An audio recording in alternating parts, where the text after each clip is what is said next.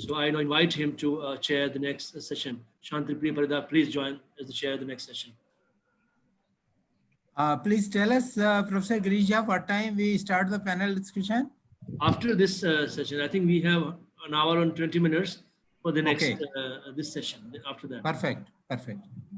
Shantipriya, can you hear us? Yes, sir. Please start the next session. Sir, is there any break as per schedule? As per the schedule, yes, for 10 minutes, I think.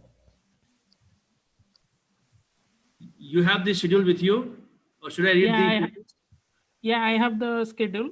So maybe there is a 10-minute break. So maybe I can request the poster session presenter to check the connectivity in between. So first paper is by Pulkit Madan and Fatiha Sadat. Multilingual neural machine translation Indian languages. Are they there for the Fatiha Sadat? Pulkit Madan? Fatiha? If not, Atulji, we can go to the next and they can come join later.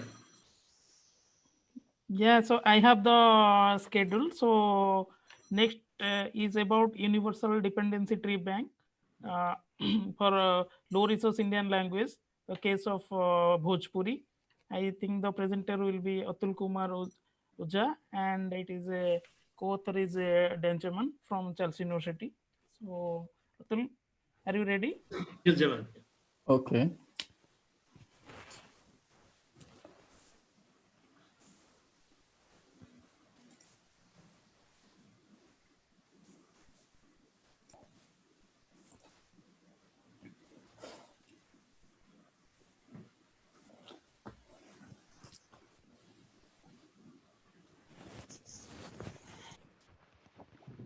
Hello, everyone. I'm presenting my paper, Universal Dependency Tree Bank for Low Resource Languages, in the case of Bhojpuri. Objective of this paper is to build a Universal Dependency Tree Bank for Bhojpuri. Is the extension of the project for resource building. Before this tree bank, I have developed parallel corpus and monolingual corpus, which is available on the GitHub repository in my account. And so objective of this main paper is to annotate syntactically and annotate morphological features and POS tag data. So right now we have 4,000. Right now the statistics is 6,000, but during the paper, when we submitted the paper, that time the annotated token was 4,881, and the sentence was 254. So as we know, Bhojpuri is an Indo-Aryan language, and it is spoken in Bihar, Jharkhand, Uttar Pradesh, and some other country like Nepal, Trinidad, Mauritius, Guyana, etc. And it has very large population, and so I'm not going to discuss what is the statistics, geographical location, and it is. So I have developed, along with this Universal Dependency Tree Bank, I have developed parser, and during the experiment, we ran 3 experiments, and the accuracy was very different. In the experiment 1, we got 67.67% for the Universal UD tree bank accuracy. And in the second experiment, it was 66.95, and in the third experiment, 77.64. So right now, our parser accuracy is 77.61, which was trained on 254 sentences. And another thing is,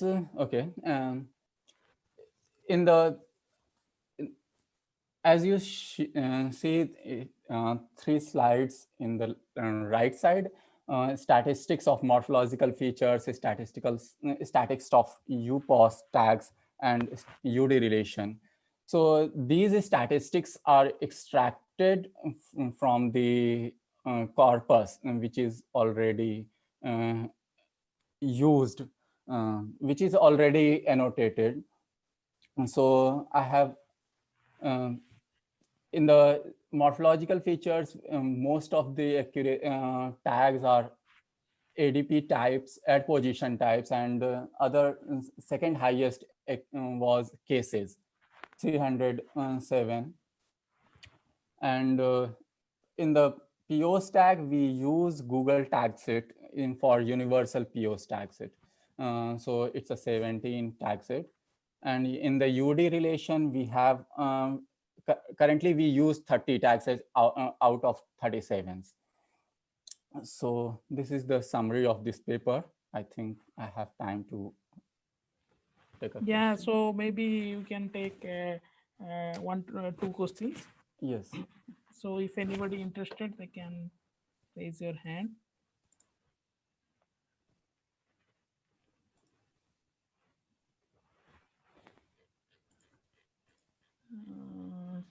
Atulji, is the data going to be available somewhere to see?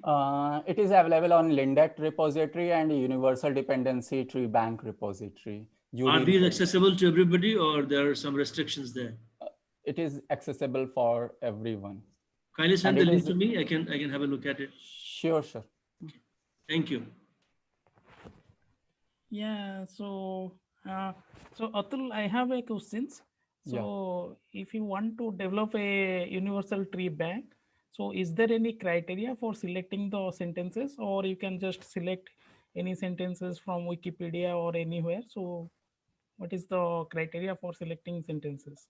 Right now, I'm using only news and non-fictions text for the annotation. Okay. But after some times, because my objective is to develop my co-author Dan is objective to develop 5,000 sentences for tree bank, for developing tree bank. So during this project, we will use only non-fiction text. After that, we will include subtitles, data, and literature, other types of data. Okay. Yeah, and I think thank you for your posters.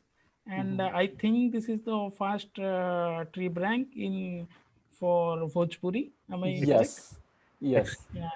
Excuse me. And in the 2.7 version, because right now it is a 2.6 UD version. So in 2.7 version, we will also release English to Bhojpuri and Bhojpuri to English parallel tree bank, which will be available on Universal Dependency Repository. Okay. Yeah, thank you. Thank you for your effort, and thank you for Excuse the me. posters. Yes. Please. Could I Yeah, ask you want to ask something? Yeah, could Yeah, I ask? sure. Yeah, could I ask a question to Atulji? Yes. Yeah, sure. Yeah, I'm having a question that, as we know that they are having lots of variation in the same language, or you can say the dialect Bhojpuri from Yeah. UP to Bihar. Mhm. Okay, so I just want to know that in that very universal tree, have you opted any particular Bhojpuri of any particular area or overall? I have collected Bhojpuri news, so it is not depend upon like Bihar or UP. I don't know who writes this news. Some people wrote this news from UP and some people wrote from Bihar. So I'm not going to discriminate like UP and Bihar. So No, my I'm not. objective is to My question is not related to state-wise or even geographical. My question is related to Bhojpuri only, because what we observe from UP to Bihar, like even within UP, if we go through Banaras, Varanasi, or you can say Banaras, even Mirzapur, Ghazipur, there is variation in this Bhojpuri. Yes. So I just want to know that which Bhojpuri have you opted? Because in news, even if you go through the news, the Bhojpuri speakers or those in Bihar, the way they are writing the Bhojpuri or they are speaking, that is quite different. I don't think so. Bhojpuri newspaper is available on website. is in geographical or is specific. Newspaper was written by specific people. No, I'm not talking about news. Sorry, it's about news. That what from where you have collected that your data. I'm talking about that only.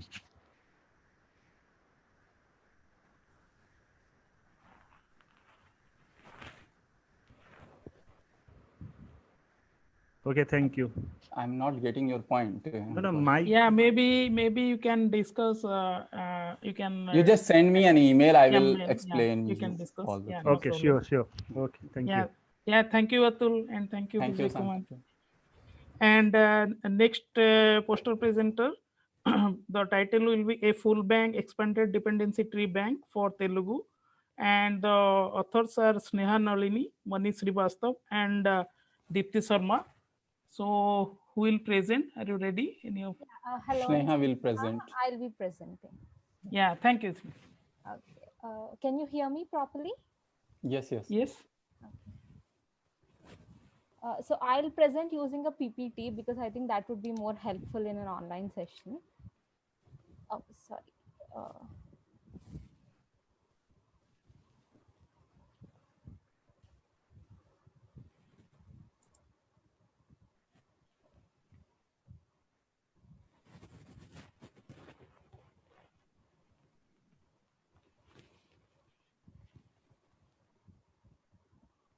Hello. Yes, you can proceed. Okay. Can you just tell me what are you seeing on the screen share? It's a PDF paper. Just a second.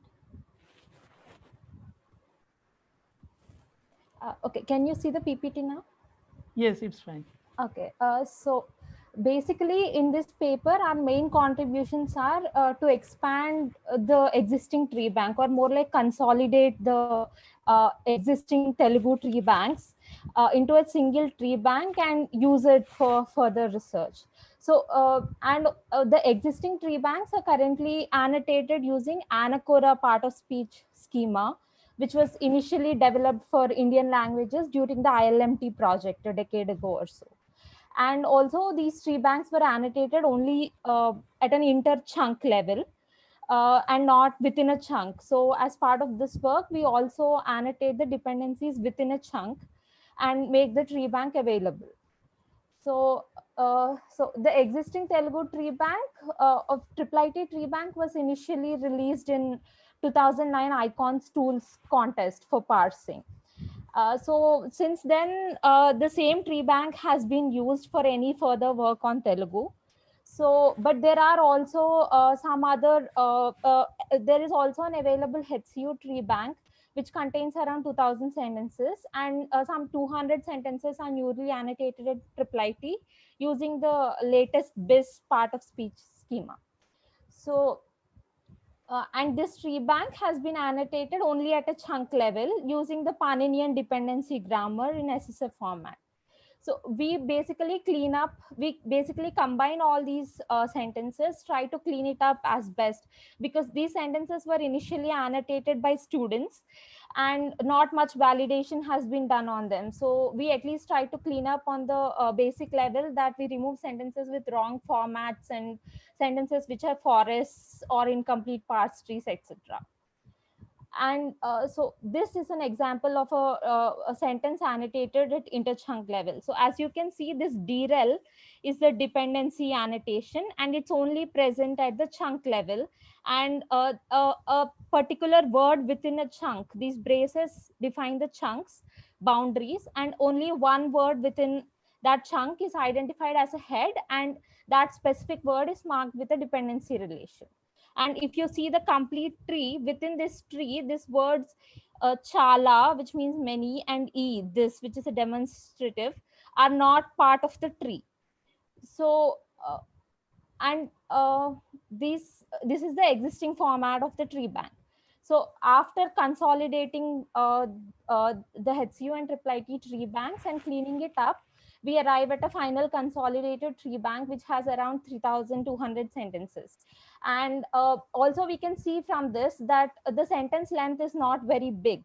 Telugu is in general an agglutinative language, but even for that, like the sentences are pretty basic in nature, and the average sentence length is around 5.5 words. And you can also see that since it's a very agglutinative language, the average length of a chunk is also less. So generally the most chunks are only single word chunks, and in case there are multiple word chunks, they only revolve around 2 to 3 words and rarely exceed more than that. So there could be a question as to why only interchunk annotation was done when the tree banks were being developed. So tree banks are manually annotated, and it's a very time consuming process. So, and in Anacora formalism, a chunk is defined as a minimal non-recursive phrase, which consists of only correlated inseparable words.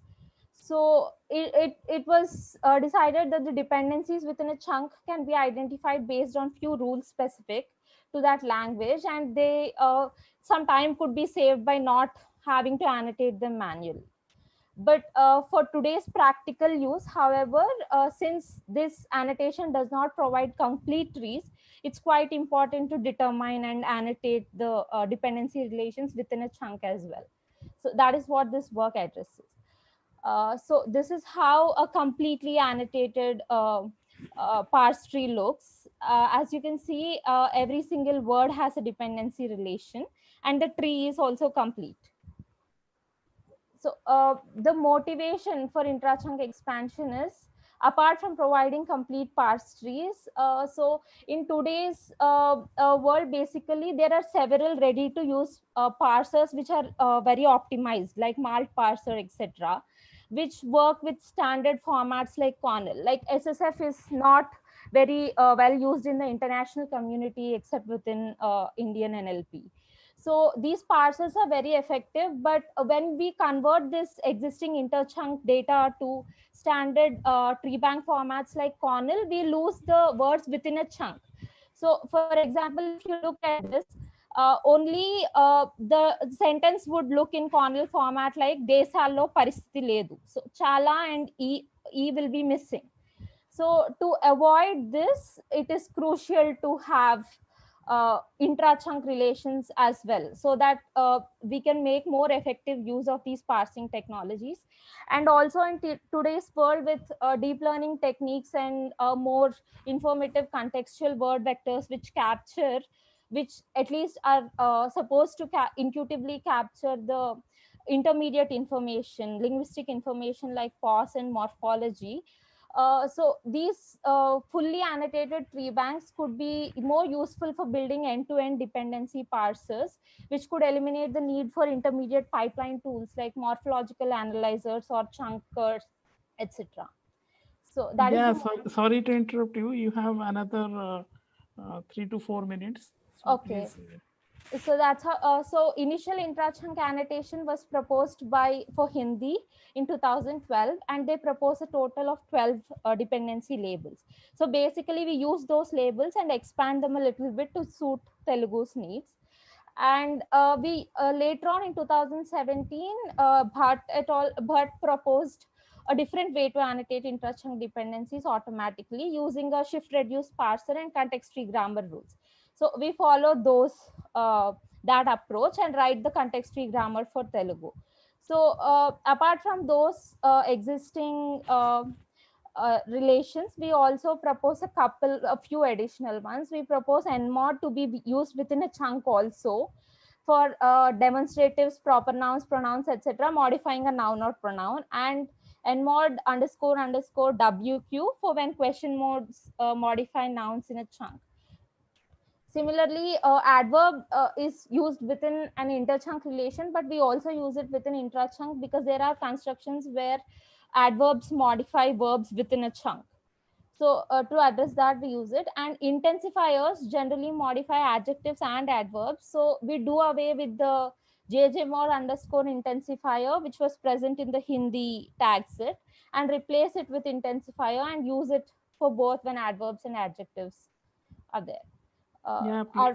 Please try to conclude. Another 2 minutes. Yeah, so and another construction in Telugu is classifiers, which is not present in Hindi. So Mandi is a classifier in Telugu. It's Konta Mandi, few people. It's a people marker. So So this is basically marked as a child of the adjective it's following or a quantifier.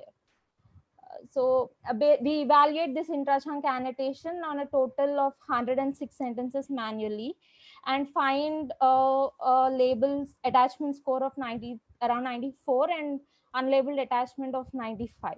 So we observe that almost all the errors are because of wrong pause annotation or chunk boundary identification previously. The annotation process itself is quite accurate.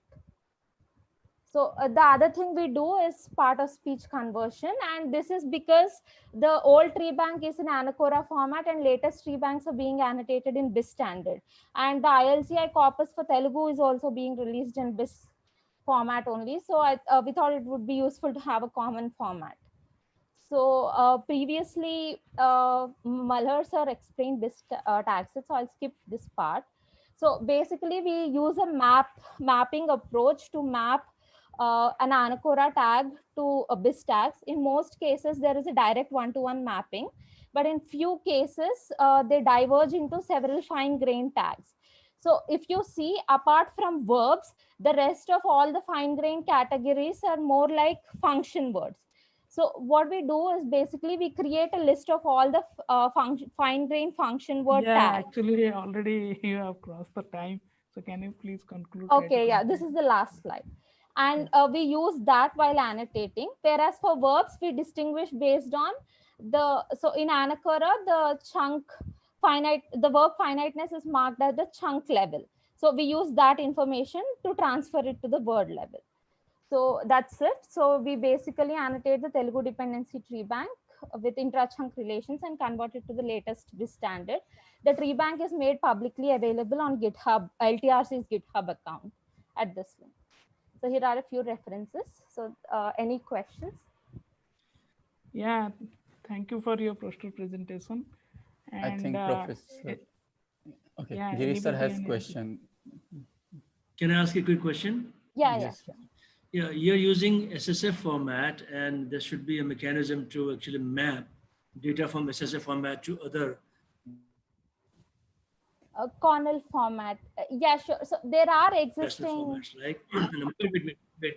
Number two, and also the Paninian dependency would have to be mapped. For example, if you're doing data interoperability, right, with other formats, so Paninian dependency would have to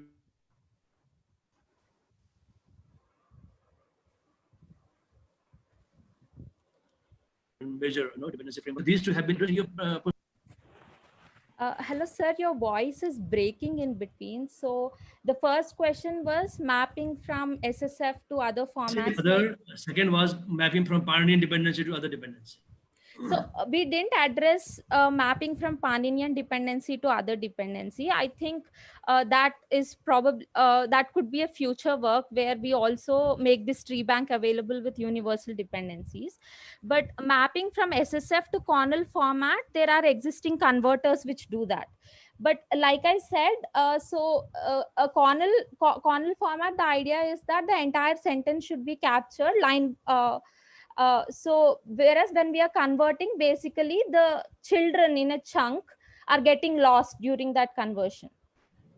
So which is not very effective. So when you are using it in an end-to-end system, basically this information is missing within that Cornell format.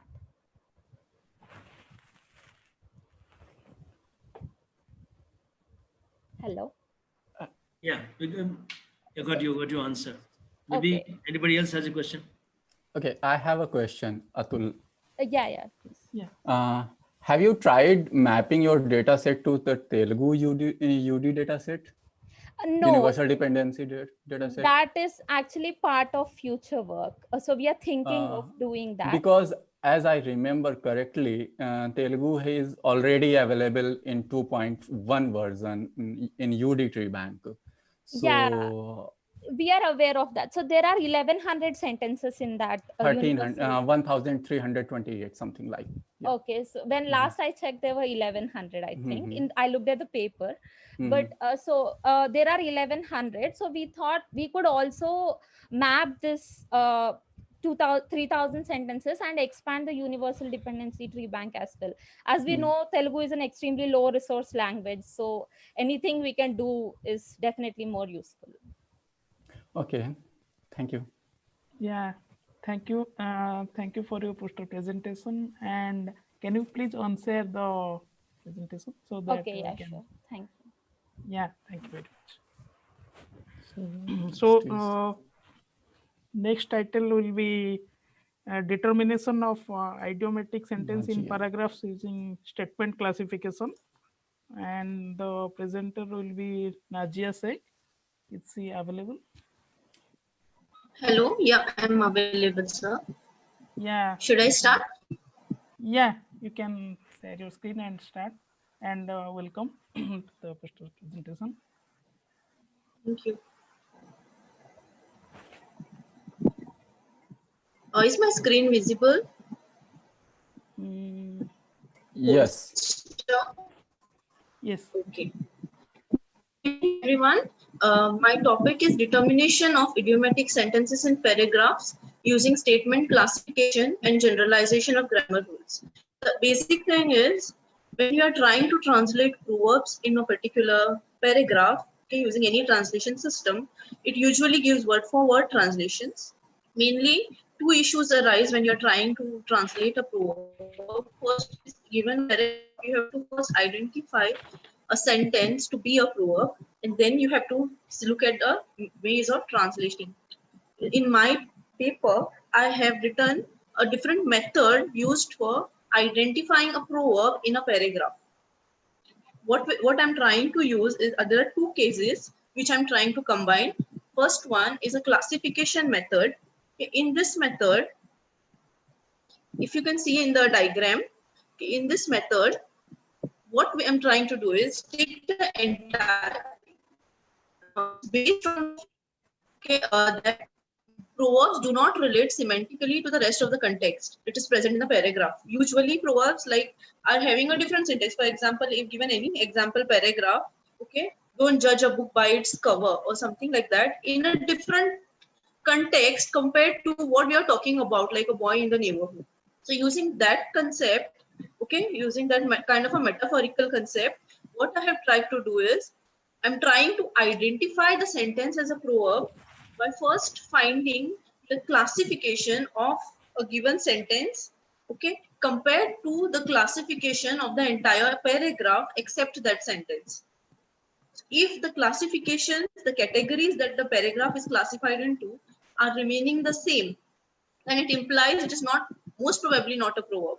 But if the categories are different, like for example, in this case, when I'm trying to classify don't judge a book by its cover, it's more possible that judging a book by its cover will land into categories of library, books, education, okay, and when whatever meaning context paragraph is there would probably land into the categories of boy in the neighborhood, maybe probably environment or some other general ways. I have used Watson, IBM Watson for now it is just a trial thing. So I have used a IBM Watson to directly assign categories and tried out this paragraph, okay, using given sentence, what are the categories, remaining paragraph and what categories they fall into. And I'm trying to compare and assign a score accordingly.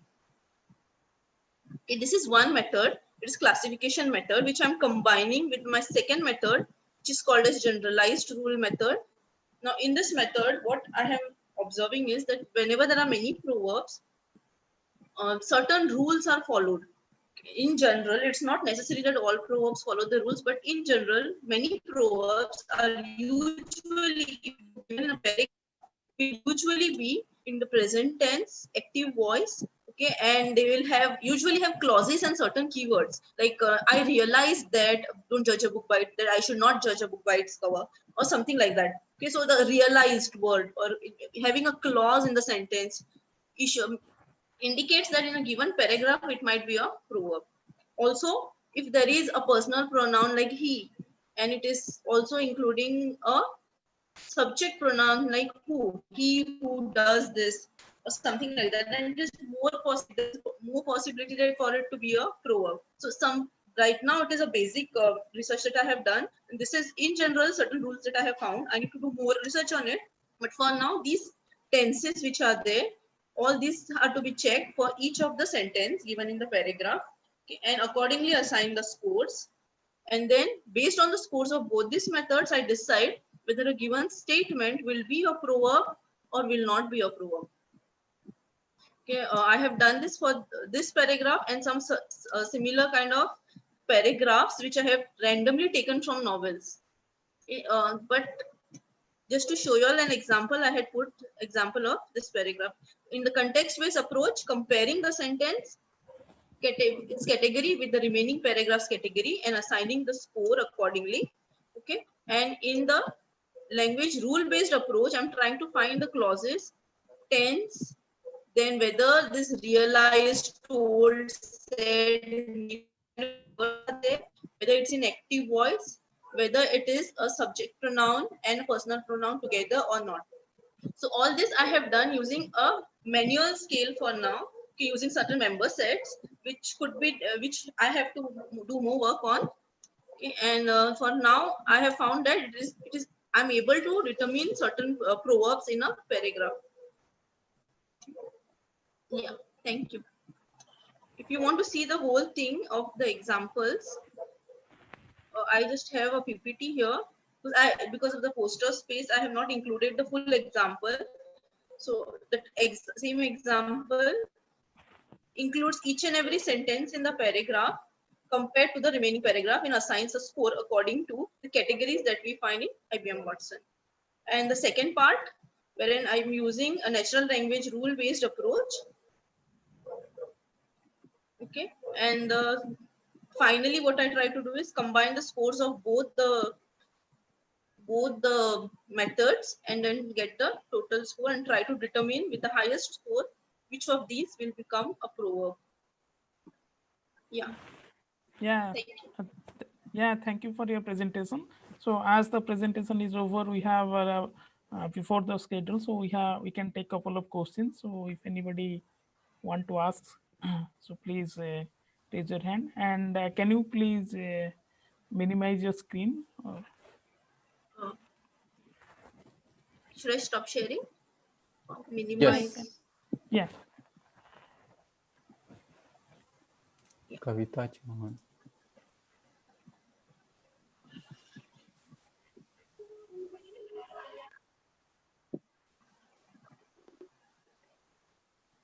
Yeah, if anyone interested to, if anyone has any questions, please raise your hand or you can ask.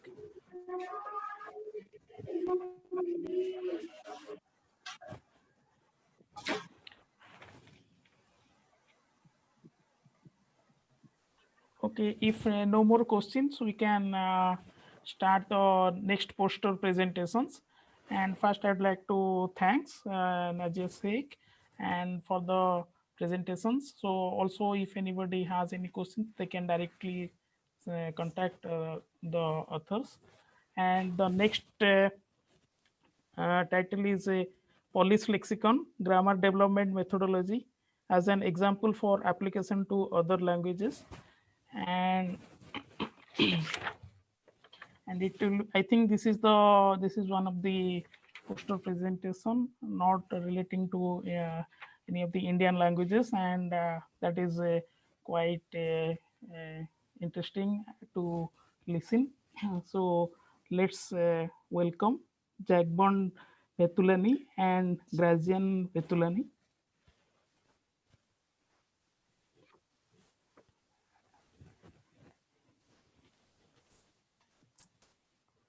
Hello. So the presenter, are you able to listen my voice? Atulji, yeah, can you unmute? Yes, okay. Yeah, please. Do you hear me now? Yes. Yeah, we can hear you. Yes. You don't see my presentation, but you will see, I hope, in a second. Please share. We were able to see it earlier. Yeah. Do you see it? Yeah, we got it. Okay, so tell me, when should I start? Yeah, now you can start. And welcome for the poster presentation. Okay, thank you very much. Thank you for giving me this opportunity to speak to you. As you see, Polish, I will not really directly address any Indian languages, and of Indian languages, Polish is Indo-European. So in that sense, we are in the same club. So the talk will be about Polish lexicon grammar development methodology as an example for application to other languages. You on the screen you see two links. One is for our paper in the conference proceeding, and the second one is this is the link where you can find, everybody will be able to find this presentation, and also it's a more full version.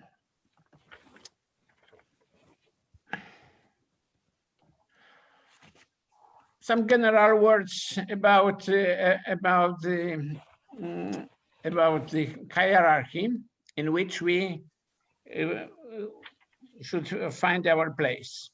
At the top of the hierarchy is English, commonly considered as an absolute reference point for languages classification in terms of adaptation of their description to the technological needs. Below, we locate the class of languages with reasonable language resources and tools that allow correct language technical growth. Most of European and several Indian languages are clearly in this group. These may be considered as to be upper or at least middle resources. Next, go languages referred to as less resources. In this group, we will classify some minority languages from, by the way, technologically highly developed countries. Until recently, the Polish language was categorized within this group. At the very bottom of the hierarchy, we find a significant number of languages for which there is no well-defined needs to develop such technologies. We address this paper to researchers working on middle or less resourced languages, Indo-European, but also other, and we offer a long-term academic cooperation in this field, within which we wish to share our experience with our partners.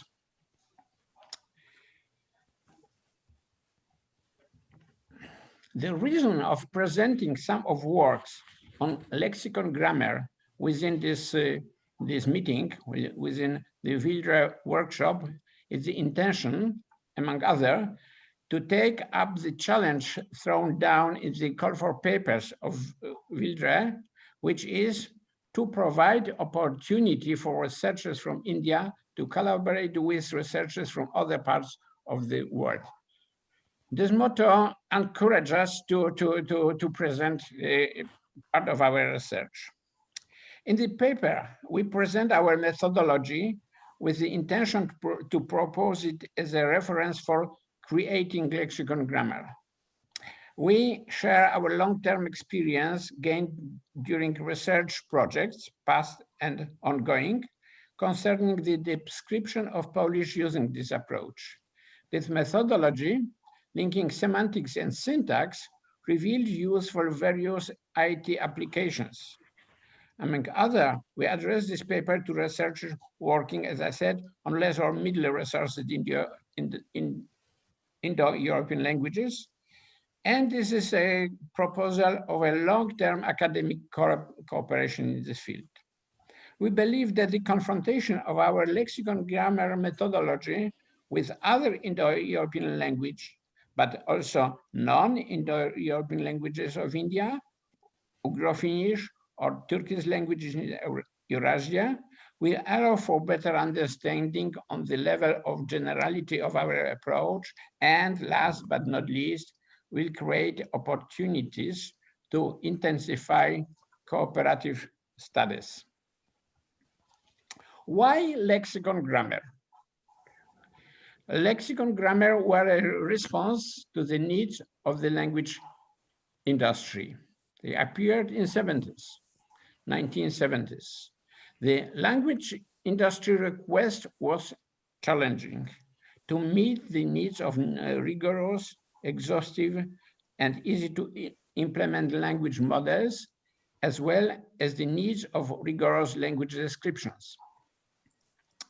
The concept of lexicon grammar answers to these needs. The main idea is to link an important amount of syntactic and semantic information directly to the respective words, which are mostly verbs but also other predicative words.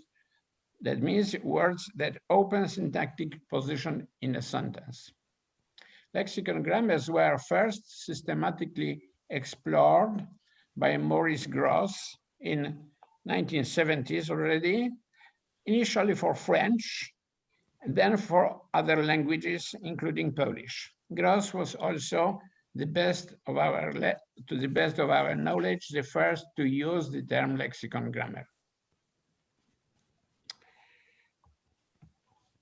In the linguistic tradition, a crucial role in language description was typically given to dictionaries and grammars. Our memory goes back to Sumerian Akkadian dictionary tablets dated 2,300 years before BC, and also first preserved Sanskrit grammars attributed to Yazdaka and Panini about 6th century BC. Until recently, dictionaries and grammars were used manually, mainly for teaching and translation, and were supposed to be interpreted by humans. Nowadays, being human readable is not enough. New concepts of organization of language description for better facing technological challenges emerged. Among them was the concept of the lexicon grammar. Our message addresses in particular to two classes of languages.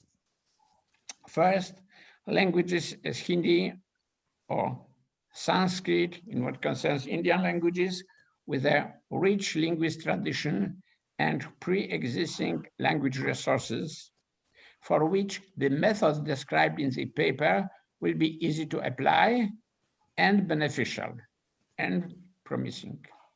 Secondly, a multitude of languages spoken in the Indian subcontinent that do not have such a privileged starting position. In this case, in order to benefit from the methodology we present in the paper, an effort must first be done to complete the existing gaps, first of all concerning machine-readable grammars and dictionaries. Let me remind here the famous quotation from Euclid, which can be paraphrased to our case: no royal road to the language technologies. This famous sentence was addressed from Euclid's, one adapted from Euclid's reply to the King Ptolemy I. This was, in original, this was about the geometry. Our participation in two EU projects, SEGLEX Copernicus and GramLex Copernicus in the 90s, was an important first step towards the lexicon grammar of Polish and the real scale practical applications. And this road is in details described in our papers, with also very complete bibliography. I will not go into detailed description because our time is almost over here. I will just signalize and mention the steps, the further steps that were a kind of milestones in our to sorry for that, in our way to the position we have today. This further step that I describe in the paper were first continuation of earlier works on systems with language understanding competence, where dictionaries were organized according to the lexicon and grammar methodologies. One of these, the important milestone was the development of a real size application, Poland 112 SMS, for the public security purposes. That was for us the occasion first to learn the importance of basic resources, and in the situation of lack of this that kind of tools, we were forced to produce them.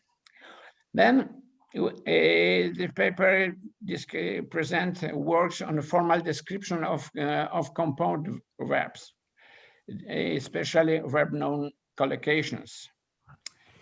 And this, last but not least, case discussed in this paper, what is our WordNet-like lexical ontology, Polnet Polish WordNet, which has its first release in 2011. And what followed then was the extension of Polnet to the lexicon grammar through integration of verb synset. This was completed around 2016. We considered this work that is presented in the paper as our contribution to bringing Polish out of the class of less resourced languages. So to conclude, the intention of this our contribution here is to encourage our Indian colleagues and other people from other countries to come to us to work together on this or several other topics.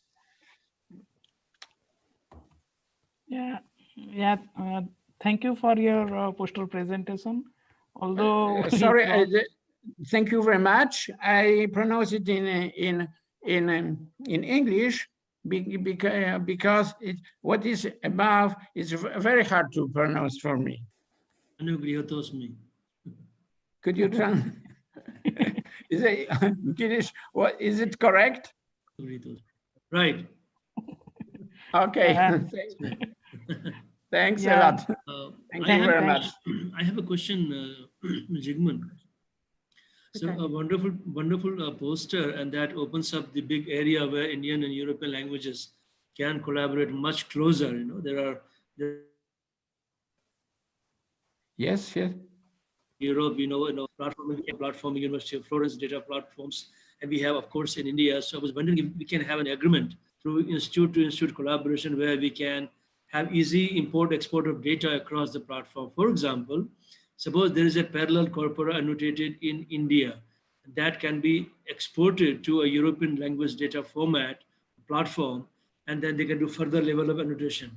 And then you can send that back to some Indian platform where they can do annotation. That could be one collaboration that we can start with, for the larger benefit of technology developers. Okay, Girish, I'm very happy with what you said. And as I said, we are really open for collaboration, and we'll do our best to do something together, to do a good work together.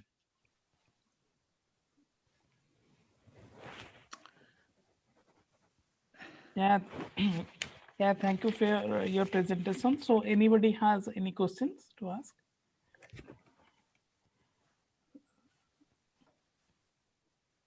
Yeah. So if no more questions, thanks again. And so can you please answer? Thank you. us? Thanks very much. Thanks very Yeah, much. thank you very much. Yeah, thank I you. will switch off from with my voice. Yeah, yeah, thank you. Thanks. And the next title is a abstractive text summarization for Sanskrit prose, a study of methods and approaches. And authors are Sagun Sinha and Giri sir. So I'd like to invite the next presenter. Shagun can be unmuted. Yeah. Yes. Am I audible now? Yes, but Sagun, your voice is echo, in your voice echo. Maybe some other devices have or two applications have opened. Can you Speak please- closer to the microphone and share your PPT. So I'll do that. Except that when I'm trying to log in through my laptop, the echo is there, and I'm not able to unmute it on my phone. So is the echo still there? Okay, just wait. You have Shagun. Is so. So mostly you have to use one of the device, either laptop or phone. Mm-hmm. So maybe Atul can show. Yes, I'm trying to mute, but your Zoom ID is same, right? Atulji, just unmute her and let her present. A little bit of echo is fine. We are running out of time. Mm-hmm. ठीक है.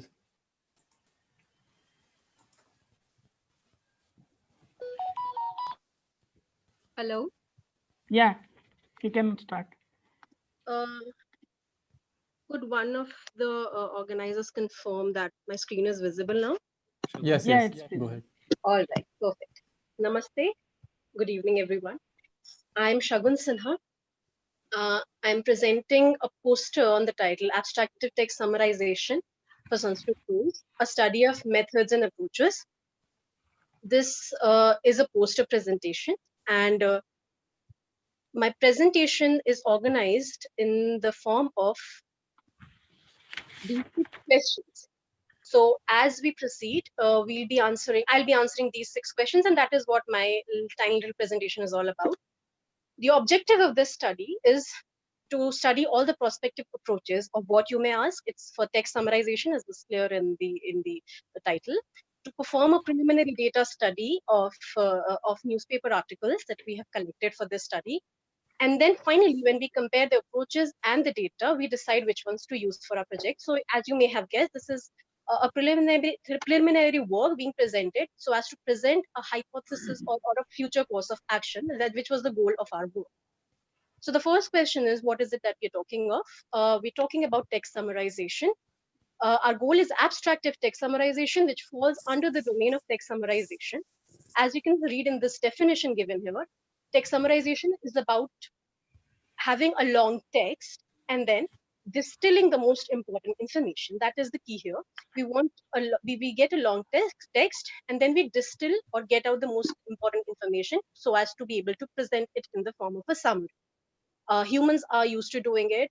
We do it for our research papers. What is important is that we decide on a mechanism to make it happen through an algorithm or a machine. Similarly, summary has also been defined. I put this together so as to give a broader perspective on how summary has been defined by scholars. And again, the iteration on reduction by selection or generalization of what is important in the text. So that is the clear idea here, that we need to distill, we need to get the most important information. And that is the first clue towards proceeding on this task of some text summarization. There are various distinctions given for the types of text summarization. The 3 most important ones are given here. And I would like to proceed from third to the top. The first one is a textual versus multimedia summarization. Out of these 2, textual is what my work focuses on. Multimedia summarization is about video summarization or any other graph summarization, which is out of the scope of my work. Single versus multi-document.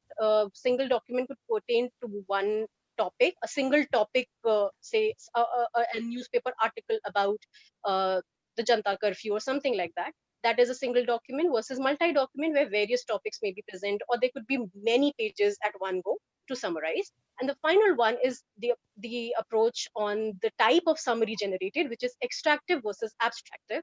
This is the focus of my study, and we base it on the single versus multi-document as well. So my goal is to produce a textual single document abstractive text summarization tool for Sanskrit prose. Extractive, as you may have guessed, is about extraction. It does some sentence selection based on which sentence is important, which one is not, and then it quotes all the sentences verbatim as a summary. The advantages of this is a summary of this sort is good for reference, easy to develop. The system is easy to develop, but the problem is such summaries are incoherent. The anaphora resolution, stuff like these, the dangling anaphoras pose a major threat, major problem to extractive summarization, which then renders it unuseful for us. However, extractive, may I point it out, is the easiest to develop out of all the possible approaches, which is why it is one of the most popularly developed system for any language. Abstractive, which is the point of our focus, focuses on what is important in the text and then tries to produce it using new words. So you see, that's the difference there. That is the challenge, major challenge there. You need to not just distill information, you need to reproduce that using new words. That is, you need to have a level of semantic processing as good as a human, so as to be able to have usable, readable summaries. Now, this is, of course, very challenging. This is very hard to develop given the current stage of development of summarization systems. However, once developed, this would be one of the best approaches and one of the best tools for summarization available. So this makes it more challenging, but yes, of course, the hard work is worth the time. So once we have known what summarization is, we ask, so what? The so what part of it, as you see here, the internet is on a boom, and there are many textual content, a lot of large text available. So as the Hans says, we can read longer text in a shorter span of time. That is the whole point of having a text summarization system. If we go to the history of who has developed it, or where did this all start, in 1958, there was a scientist called H.P. Lan who wanted to abstract long scientific papers into shorter ones. And this was the goal behind having text summarization systems first. So the long scientific papers, they were supposed to be studied on the basis of their text, on what they on the features of the text, and their short summaries or abstracts were to be created, something that we all provide with our research papers now, but possibly that was not the practice back then. And this was the hint for him to start a summary system, and he developed an extractive system. In Indian languages, the earliest discussion on this text summarization system has been, as far as my research goes, one effort in 2007, and post that many efforts in abstractive as well as extractive summarization, as those have been listed here in the slide, in Hindi, Bangla, Kannada, Telugu, Gujarati, and Punjabi. Others are also there. I've not mentioned them due to the lack of time, but they are mentioned in my paper there. Most of these are extractive only. The question of why to have a Sanskrit abstractive text summarization. The first line, if you see here, which is there, Sanskrit Granthaha Pandulipayah. Well, we have many scientific literature, scientific texts in Sanskrit, a lot of scientific literature. I would like them to be summarized for me if I'm a researcher in Sanskrit. I may have many manuscripts which are there unread and a possible source of research. They would be a good thing to be summarized. But something that is my personal favorite is improving semantic processing in Sanskrit. Well, given the morphological and linguistic complexity that Sanskrit has, which is a treasure to be proud of. Well, semantic processing is very difficult to proceed with, but as I said, the hard work would be worth the time and worth it. So yes, semantic processing in Sanskrit, these are the three primary goals based on which we have developed this, we have embarked on this journey. Sanskrit efforts in both types of summarization. Sanskrit extractive summary is has just one example, which is by Siddhi Barve. They have the authors have used three models, three sorts, and vector space model has been the most successful as per their report. A paper in 2015, which is in my reference list, extractive text summarization. In abstracted, however, ours is the first attempt. As you can see in ATS, nobody else has ever attempted it.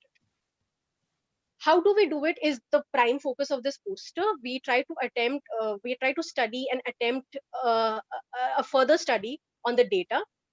We found out that there are three major ways of all these authors through which they perform either extractive or abstractive summarization for other Indian languages. Because there hasn't been any work on Sanskrit so far, so we focused on Indian languages and a few non-Indian languages as well, just to get a better perspective on which method works how.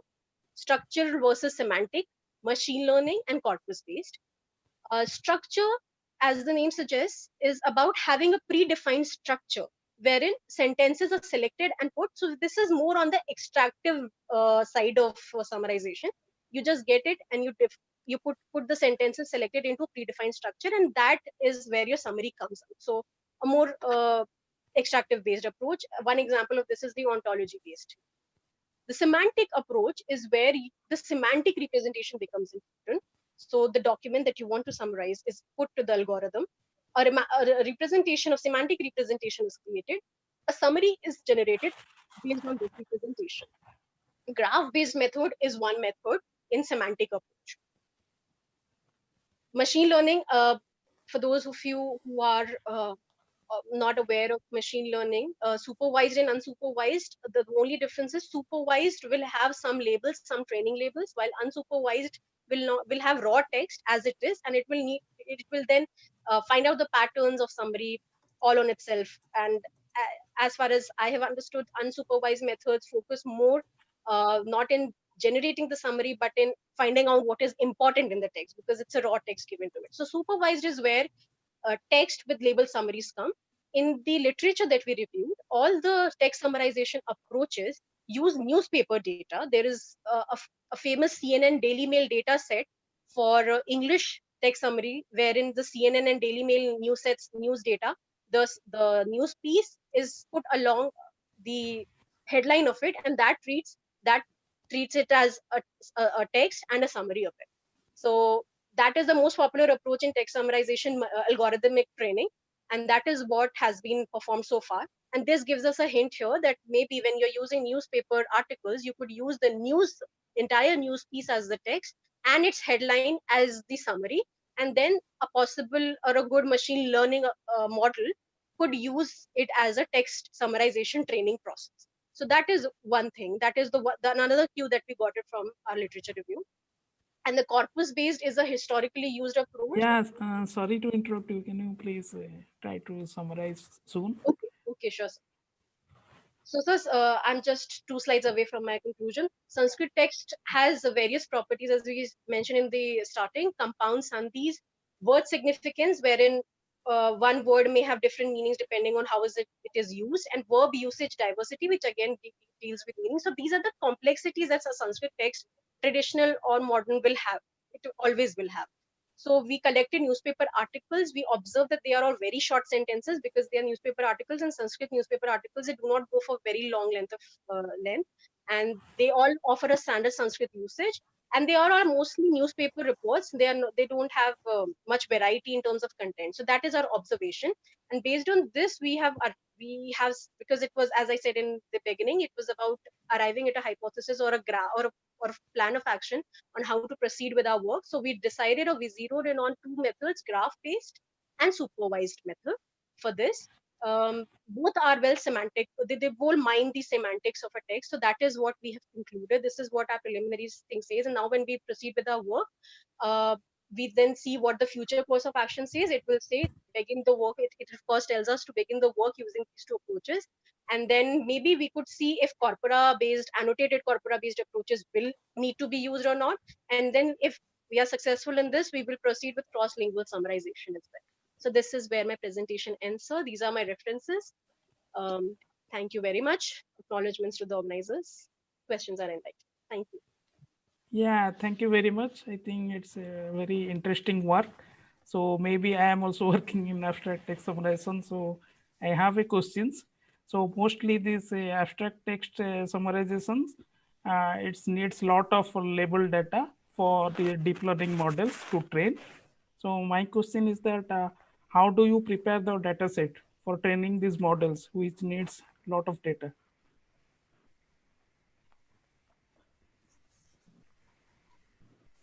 Shagun, can you hear the question? Shagun? Am I audible? Yes, sir. Now you are. Sorry, I wasn't able to unmute Yes, myself. yeah, no problem. I can repeat the question. No, I So, heard your question, sir. I heard your question. Thank you very much. okay. Yes. So as I said, we got the cues that we could collect newspaper articles to prepare the data set. Labeled data set, as far as I've understood, is about a summary and its headline summary, a text and its headline summary. The label data set meaning it's like a text as well as a summary. So, for Yes, example, yes, in the case of yes, sir. Sanskrit, if you want some Sanskrit text as well as the corresponding summaries. Yes, So, sir. do you? That's what actually mentioned this in my presentation that this is the hint that we got, and this is the most popular practice. So we have taken, we are trying to get some data from some Sanskrit news channel, although that is under some copyright issue. But otherwise, we have Sanskrit news and its headlines. So that is the label. That is the current those that are available in the open arena. We have taken that. We have followed the CNN Daily Mail model. We have taken the data. Yeah, I can understand. So actually, what my understanding is that if you take some newspaper with the headlines, so that will be like a more or less title generation. So maybe you need to little bit do some research to get the exact text and a summary for long text and the summaries. So that maybe you can train your models. So maybe it is a ongoing work. So all the research areas are open for you. Yeah, Yes, sir. that's Thank you very much for your suggestion. Actually, one other work is underway. We will soon publish that work wherein the same problem had occurred. So we did try to amend that, and we'll soon publish the results of how we dealt with that problem. Uh, that is a very valid point, sir. Yes, of course. A title generation, at times the title is something from the text itself. It's not even a summary. It's just an extraction of it. So yeah, that's very exactly. convenient. Yes. Yeah, Yes. exactly. So anyone has any questions, or can you please share your screen so that others can Yes, ask? sir. Thank you. Thank you for the Thank you so presentation. much. If anyone want to ask any questions.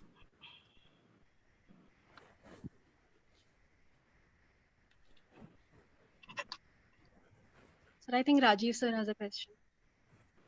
Rajiv. Okay, just wait. Yeah, Atul, can you please unmute? Yes, right. Yes, thank you, Adil.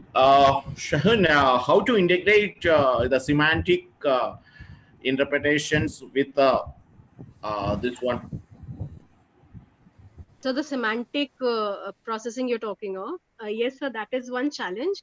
Um, uh, as I said, because we are going for a semantic-based approach only, we cannot go with the structure or any other method. And what I'm trying to do is possibly see a graph-based method. If we can generate a graph and then get some semantics out of that, is one way of it. That is the other. There are two ways in which we're dealing. The second way is this: we will try to generate a graph, or maybe infuse some ontology at a later stage if that so requires. We need to So, create that yeah, resource. the WebNet is having this type of some graphical representation. Then, uh, did you try with that WebNet graph kind of thing with this one? So that is in the pipeline. We have that pipeline, yes. So that is underway.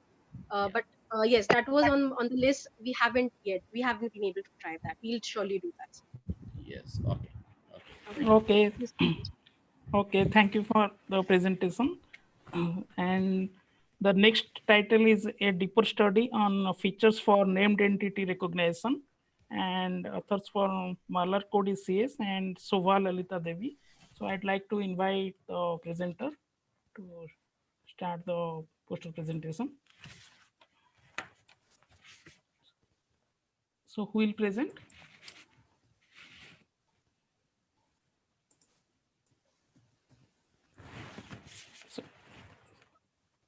So I'd like to invite Malar Kodi CS and Shobha Lalita Devi, so who will present for the last poster presentation.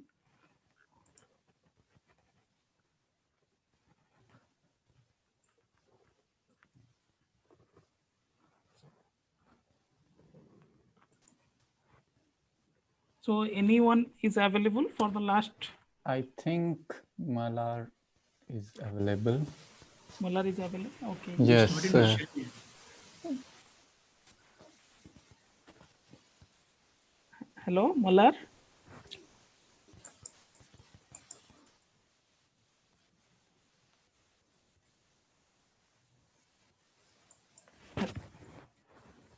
Hello, Malar.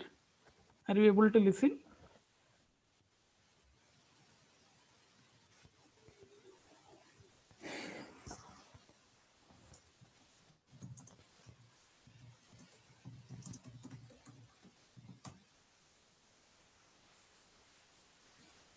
Hello. Shadulji, is he allowed to share the screen? Yes, sir. Malar, if you can respond yes or no, then at least speak on the microphone and see whether you are connected. Turn on your video, maybe.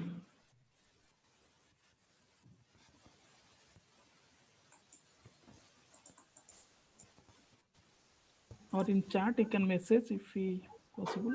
Already sent the message in the chat. Hello. Am Hi. I Yeah. audible? Yes, yes. Yes, you can start now.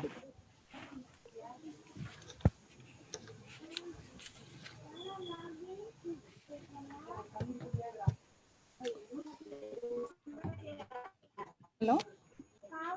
Yeah, you can start now. Welcome to the poster presentation. Okay. Okay.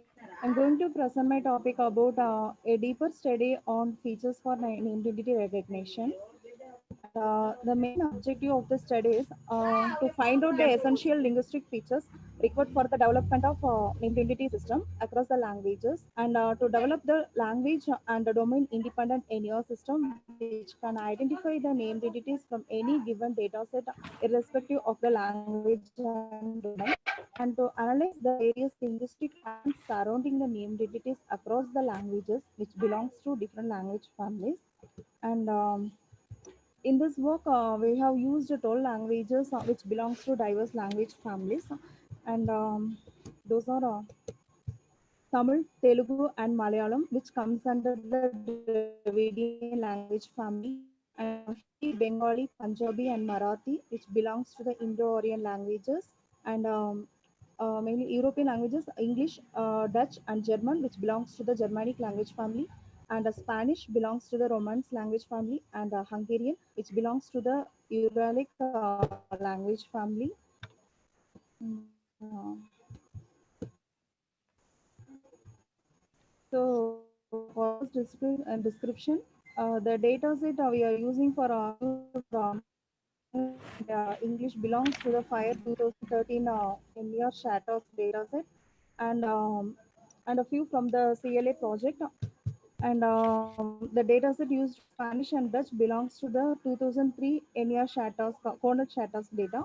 And for German, we have used the Germivol NER Shatters data. And for Hungarian, we have used the Figure Standard Corpus, which was generated from the Hungarian Wikipedia. And we have used technique CRF.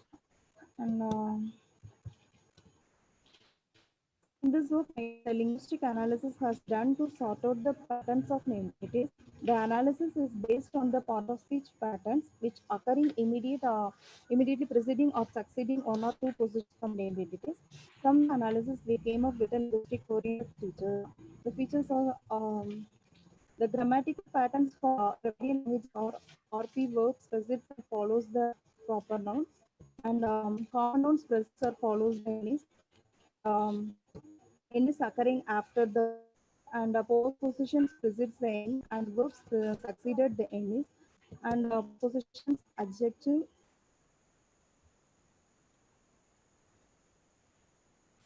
follows the N is. And for Indo-Aryan languages, the grammatical patterns or the common nouns, proper pronouns or conjunctions prefix Chinese. And in Bengali and Marathi, verbs.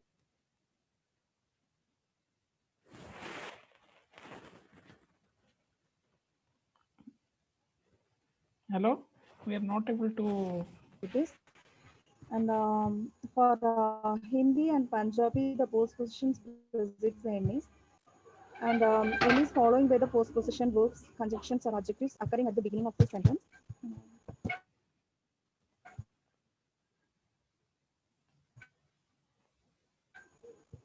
European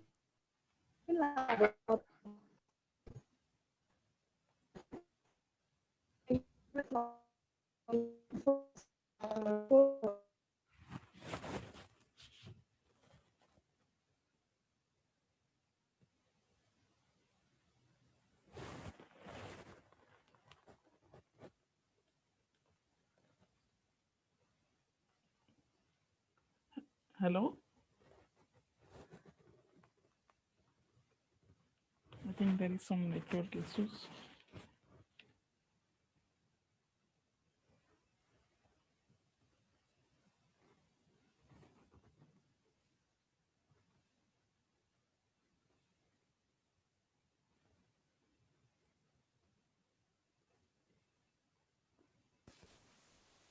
Atul, are you able to hear? Yes, yes. Yeah, I think she's some issue with. Maybe she has internet connection problem. Yes, Yeah. sir. Yes, it could be. Do you have a phone number? Can you? No, sir, call? I don't have.